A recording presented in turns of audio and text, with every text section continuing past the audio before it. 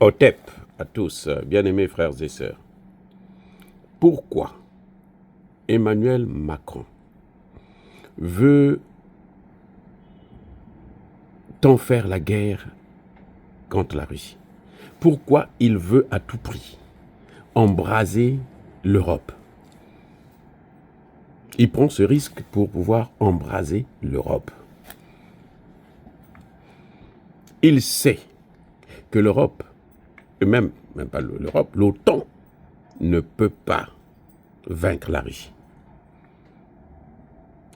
En Ukraine, là, l'OTAN a tout donné, tout.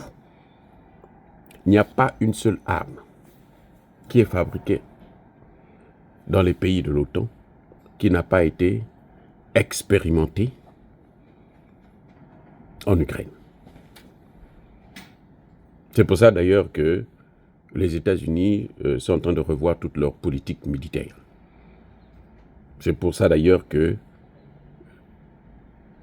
le nouveau président, l'administration Trump, ne veut pas affronter la Russie parce qu'ils savent qu'ils ont déjà échoué, qu'ils ne peuvent pas.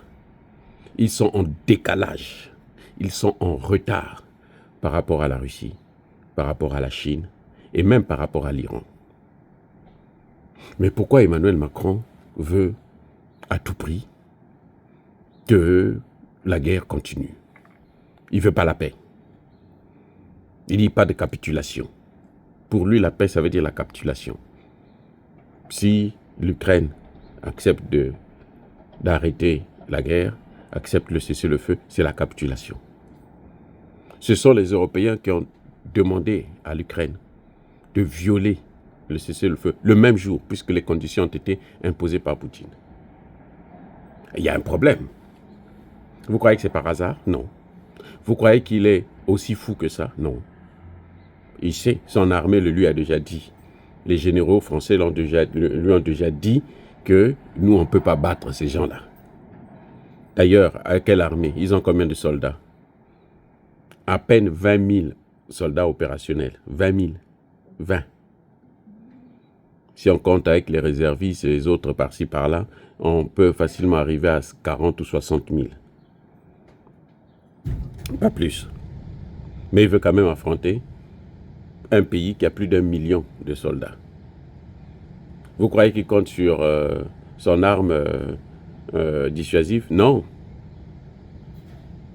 Il ne compte pas sur l'arme dissuasive parce qu'il sait qu'il est en retard même dans ce domaine-là, avec 200 têtes, face à quelqu'un qui en a 6 000, le plus grand au monde. On croyait que c'était les États-Unis qui avaient plus, mais on se rend compte maintenant qu'en fait, ceux qui ont plus là, ce sont les Russes. Et puis la technologie là, du nucléaire là, ce sont les Russes qui maîtrisent ça le mieux au monde. Même les Américains font parfois recours aux États-Unis pour gérer leurs armes. Alors dites-moi, il y a deux choses qui motivent Emmanuel Macron. Eh oui, il y a deux choses. Macron veut à tout prix que l'Europe puisse avoir une armée. Ce n'est pas pour attaquer la Russie, parce qu'ils seront prêts dans 10 ans. Mais dans 10 ans, vous croyez que les Russes vont être là à les attendre? Les Russes vont continuer à progresser. Ils seront plus avancés qu'eux, là.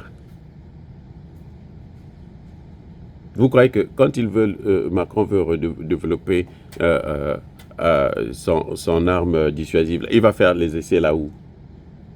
Si ce n'est pas en Afrique. Et c'est où? Parce qu'en Afrique, c'est là-bas où vous trouvez les chefs d'État qui n'ont pas de tête. Des sardines. Qui acceptent tout parce qu'ils sont tellement fins. Ils ont besoin d'argent pour le fonctionnement de leurs fonctionnaires, leur administration.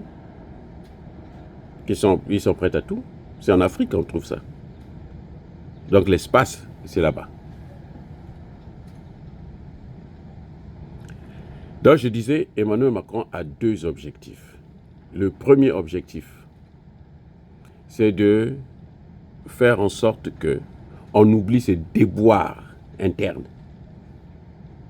Parce que le pays, la France, est ingouvernable.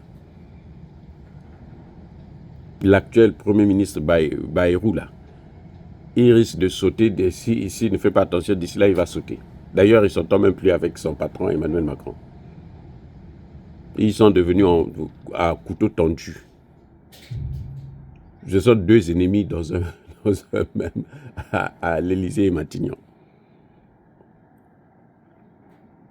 Donc, il est dans une situation politique interne tellement catastrophique, une situation économique, ce qu'on appelait le Mozart de la finance, est devenu le Mozart de la dette. Donc, quand il veut affronter Poutine, les Français oublient les vrais problèmes qu'ils ont. C'est ce qu'ils ont toujours fait en Afrique. Quand nous avons décidé de faire les conférences nationales souveraines, qu'est-ce qui s'est passé? On nous a divertis.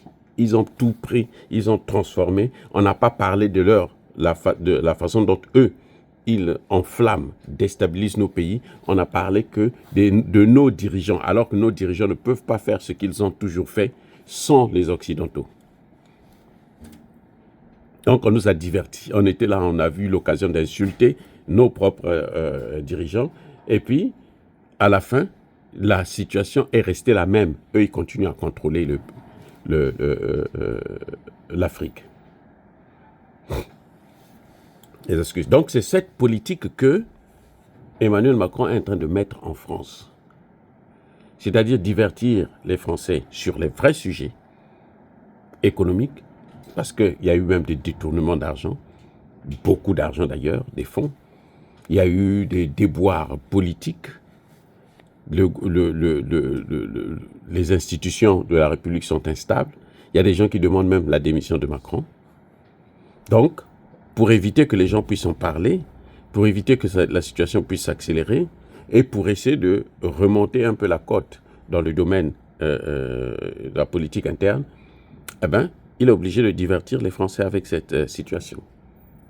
Et les Français qui n'ont jamais rien compris d'ailleurs, c'est pour ça qu'ils ont toujours soutenu les politiques macabres que leurs dirigeants ont toujours fait, eh ben, ils tombent dans le piège. Mais la deuxième des choses, c'est quoi? C'est que l'armée qu'ils vont faire là, c'est pour se battre contre qui? C'est pour attaquer l'Afrique? Eh bien, les pays africains doivent se préparer. L'Europe est en train de préparer, vouloir avoir une armée pour reconquérir le continent africain. Il n'y a pas autre chose, c'est ça. Les amis, ce que vous voyez là, c'est pour reconquérir le continent africain. Vous avez vu comment on a chassé la France dans le Sahel? Vous voyez comment la France est en train de perdre pied en RDC? Si les États-Unis arrivent à signer les accords avec Tshisekedi, mais les Européens auront tout perdu. Comment ils vont faire pour revenir?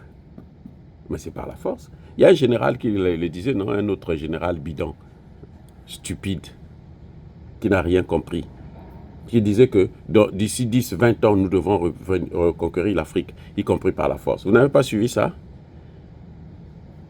Il évoquait le fait que, bon, l'Afrique, il y a des guerres civiles, il y a des ceci. Où est son problème?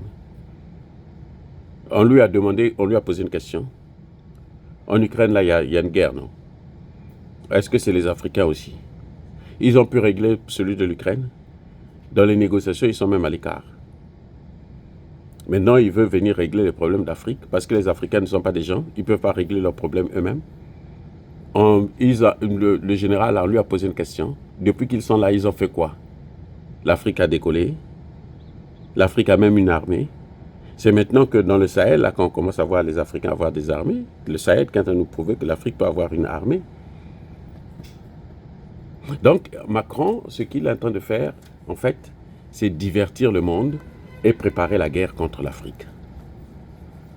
Et c'est ça qui va arriver dans 10 ou 20 ans. Si les Africains ne prennent pas leurs responsabilités.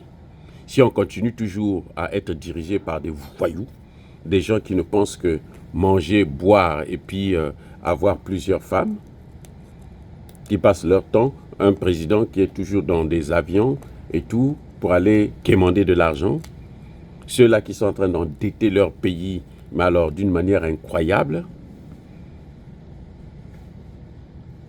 Donc, ça va être un problème si l'Afrique ne se réveille pas. L'Afrique doit prendre ses responsabilités. Les Occidentaux, là, notamment les Européens, ils veulent revenir en force en Afrique. Ils veulent recoloniser le continent. Nous devons prendre nos responsabilités. Les amis, soyez bénis, abondamment bénis par le Dieu des Kémites et par nos ancêtres angélisés.